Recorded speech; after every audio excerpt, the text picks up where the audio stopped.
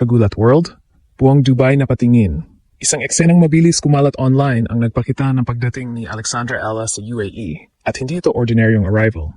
Mula airport hanggang practice venue ng Dubai Duty Free Tennis Championships, daksa ang kababayan at international fans na sabik makita ang Pinay star bago ang kanyang kampanya sa WTA 1000 stage. Hindi lang atleta ang dumating, isang simbolo ng pag-asa at bagong mukha ng Asian tennis ang bumaba sa Dubai.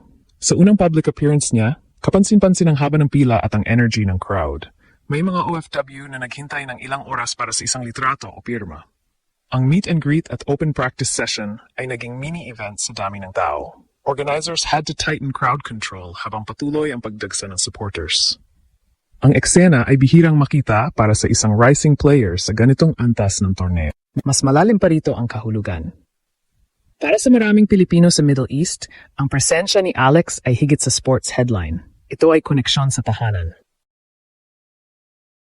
Sa bawat sigaw ng Go Alex, ramdam ang pagkakaisa ng komunidad. Ang ngiti niya sa fans at ang oras na inilaan para sa autographs ay nagbigay ng personal touch sa isang global tournament setting. Online, mabilis naging usap-usapan ang viral clip ng kanyang pagdating. Tennis pages at international observers napansin ang lakas ng suporta. Ang narrative ngayon, hindi lang siya contender sa draw, kundi personality na may malakas na fanbase sa rehiyon. Habang papalapit ang kanyang opening match, malinaw ang momentum sa labas ng court. Ngunit ang tunay na sukatan ay mangyayari sa loob ng baseline. Matapos ang mainit na pagtanggap, ang tanong ngayon, magta-translate ba ang energy ng crowd tungo sa breakthrough performance sa Dubai? Buong Dubai na patingin.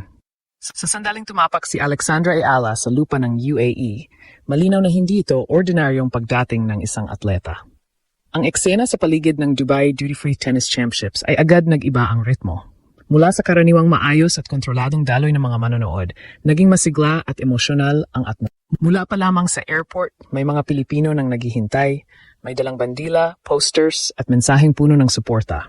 Ang ilan ay galing pa sa iba't ibang Emirates, bumiyahe ng ilang oras para lamang masilayan ang Pinay tennis star. Hindi ito basta fan encounter. Para sa marami, ito ay simbolo ng tagumpay ng isang kababayan sa international stage. Pagdating sa venue, kapansin-pansin ang haba ng pila. Ang mga organizers ay tila hindi inaasahan ang ganoong kalaking turnout para sa isang racing Asian player. Sa open practice session pa lamang, puno na ang gilid ng court. Kada rally may maririnig na palakpakan. Kada ace sa warm-up may sigawan. Hindi pa man opisyal na laban, ramdam na ang intensity ng crowd. Ang meet and greet ay naging highlight ng araw. May mga batang nangangarap maging tennis player na nagpa-autograph sa kanilang rackets. May mga OFW na may hawak na maliit na bandila ng Pilipinas. Halatang emosyonal habang hinihintay ang kanilang turn para sa litrato. Si Alex, kahit pagod sa biyahe, ay naglaan ng oras. Nakangiti, nakikipagkamay, at nagpapasalamat sa bawat taga-suporta. Hindi may kakaila ang tinatawag ng marami na Ila effect. Ang social media clips ng crowd sa labas ng stadium ay mabilis kumalat. Makikita sa mga video ang tila sea of fans na nakaabang sa labas ng main gates. May ilan pang tennis analysts ang nagkomento na bihira ang ganitong eksena para sa isang teenager na papasok pa lamang sa mas mataas na antas ng professional. Sa loob ng venue, mas naging istrikto ang seguridad. Dinagdagan ng marshals at inayos ang crowd flow para maiwasan ang siksikan. Gayunpaman, nanatiling maayos at disiplinado ang karamihan. Ang atmosphere ay hindi magulo. Ito ay masigla, puno ng pride at organisado. Para sa Filipino community sa Middle East, ang presensya ni Alex ay higit pa sa sports appearance. Isa itong sandali ng pagkakaisa. Sa bawat sigaw ng Go Alex, ramdam ang collective identity ng diaspora. Sa gitna ng trabaho at malayong buhay sa pamilya, ang ganitong event ay nagiging paalala ng koneksyon sa sariling bayan. Sa media coverage, nabigyang pansin ang crowd support. Ang ilang commentators ay nagsabing ang energy sa paligid ng practice court ay parang mas malaking final kaysa sa early round preparation. Ipinakita nito na ang tennis ay hindi lamang tungkol sa rankings at statistics. Ito ay tungkol din sa inspirasyon at representasyon. Habang papalapit ang kanyang unang laban, isang bagay ang malinaw. Dala ni Alexandra Ayala ang hindi lamang sariling pangarap, kundi ang pag-asa ng libu-libong Pilipino. Ang Dubai debut na ito ay hindi simpleng arrival story. Ito ay pagpasok sa bagong yugto ng kanyang karera na may kasamang malakas na suporta mula sa komunidad na buong pusong nakatayo sa kanyang likod. Kung ang pagdating ay kahanga-hanga, ang naging epekto nito online ay mas lalo pang lumawak. Sa loob lamang ng ilang oras, ang mga video ng crowd at ng unang public appearance ni Alexandra Ala ay naging trending sa iba't ibang social media platforms. Ang hashtag na may kaugnayan sa kanyang pangalan ay mabilis na umakyat sa regional trends. Ang viral clip ay nagpapakita ng dalawang mahalagang elemento: ang dami ng tao at ang genuine na emosyon ng supporters. Hindi ito staged o scripted moment. Ito ay natural na pag-support. Maraming netizens ang nagkomento na tila concert level ang pagtanggap. Isang bagay na bihirang makita sa tennis events maliban sa mga top global icons. Sa international tennis pages, napansin din ang phenomenon. May mga sports bloggers na nagsabing ang ganitong klaseng fan engagement ay indikasyon ng lumalawak na global footprint ng Asian tennis.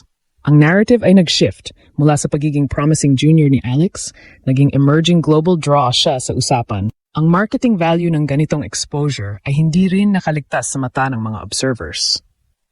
Ang mga brand analysts ay nagsimulang magtanong, handa na ba ang merkado para sa isang Filipina tennis star bilang regional ambassador? Ang ganitong organic virality ay bihira at mahirap i-replicate. Ngunit higit pa sa numbers at views ang epekto nito. Ang viral momentum ay may psychological dimension. Sa tennis, mental strength ang isa sa pinakamahalagang sandata. Ang pagpasok sa torneo na alam mong may libo-libong sumusuporta sa iyo, sa venue at online, ay maaring magbigay ng dagdag na kumpiyansa. May ilan ding nagsabi na may kaakibat itong pressure. Kapag mataas ang expectations, mas mabigat ang responsibilidad. Ngunit sa mga nakapanood ng kanyang interviews, kapansin-pansin ang composure ni Alex. Nakatuon ang kanyang sagot sa paghahanda, sa proseso, at sa pag-enjoy sa pagkakataon. Sa global reaction, may mga commentators na nagkumpara sa kanyang crowd reception sa mga iconic breakout moments ng ibang tennis stars noong kanilang early years. Bagamat maaga pa upang gumawa ng malalaking konklusyon, malinaw na ang interest sa kanya ay lumalawak lampas sa Pilipinas. Ang momentum na ito ay maaaring maging turning point. Sa professional tennis, mahalaga ang teaming, ang tamang torneo, tamang exposure, at tamang performance. Kung magtutugma ang viral energy at ang resulta sa court, maaring ito ang simula ng mas malaking pag-angat sa rankings at reputation. Sa huli, ang tanong ay hindi na lamang kung kaya niyang manalo sa susunod na laban. Ang mas malaking tanong, paano niya dadalhin ang lumalaking spotlight?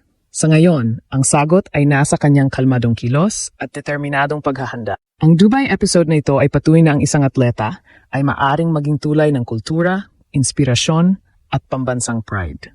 Mula sa mainit na pagtanggap sa venue hanggang sa pagkalat ng viral clips sa digital space, isang mensahe ang malinaw. Ang pangalan ni Alexandra Ayala ay patuloy na umaabot sa mas malawak na mundo. At habang nagpapatuloy ang torneo, sabik ang lahat na makita kung ang ingay sa labas ng court ay magiging tahimik, ngunit makapangyarihang tagumpay sa loob nito.